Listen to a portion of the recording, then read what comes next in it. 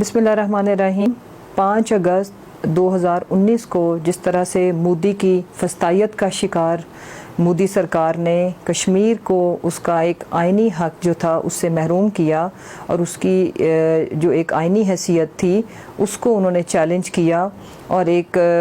غلط قسم کی قانون سازی کے تحت جو اقوام متحدہ کی جو سلامتی کونسل کی جو قراردادیں ہیں یا انٹرنیشنل جو لاز ہیں ان کو وائلیٹ کرتے ہوئے جو اس کی ایک کشمیر کی جو حیثیت تھی اس کو ختم کیا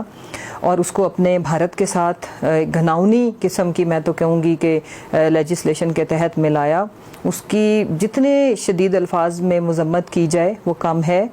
3 سال کا عرصہ آلریڈی اوکوپائیڈ کشمیر تھا، اس کے اوپر مزید غاصبانہ قبضہ اور جو بربریت کی نئی کہانی 5 اگست کو شروع ہوئی وہ آج تک اس کا سلسلہ ختم نہیں ہوا۔ میں انڈیا کو اور مودی ذہنیت کو RSS کی ذہنیت سے مخاطب نہیں ہوں۔ میں آج یونائٹڈ نیشن، سلامتی کونسل اور تمام ہماری جو انٹرنیشنل کمیونٹی ہے، عالمی برادری، ہیومن رائٹس کے دعوے دار، ہیومن رائٹس آرگنائزیشن، میں ان سے مخاطب ہوں کہ اتنے بڑے پیمانے پہ اتنی بڑی تعداد میں اتنی بڑی جیل اتنے لمبے عرصے کے لیے پوری ویلی کو جیل کی شکل میں کنورٹ کیا گیا، ان کے بیسک رائٹس کو معطل آج کے دن تک رکھا ہوا ہے، ان کے بچے اسکولوں میں نہیں جا پاتے، وہ لوگ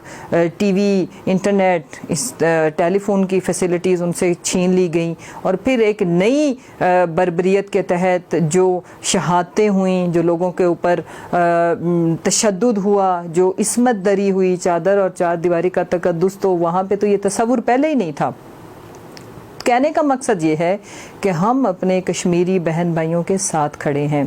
اور یہ جو سازش، یہ سازش کی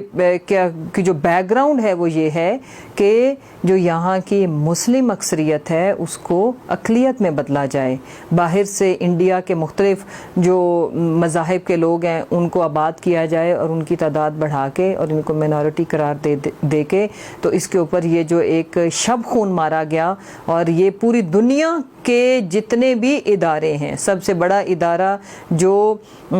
پوری دنیا کے اندر ایک ریگولیٹری باڈی کے طور پر آتا ہے ہیومن رائٹس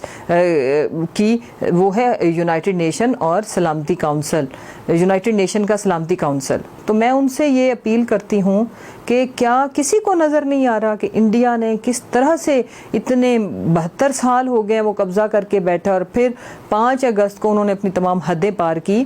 تو اس کے اوپر ایکشن لیا جائے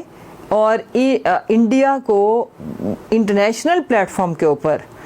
بلا کے ان سے اس کی جواب طلبی کی جانی چاہیے اور یہ جو انہوں نے کشمیر کی یہ جو حیثیت ہے اس کو، اس کی ایک اپنی جو انڈیپینڈنٹ حیثیت تھی اس کو بحال کیا جائے اور یہ جو 5 اگست کا گھناؤنا قانون تھا اس کو ختم کیا جائے۔ کشمیری بہن بھائیوں کو میں کہنا چاہتی ہوں کہ کشمیر پاکستان کا ہی حصہ ہے،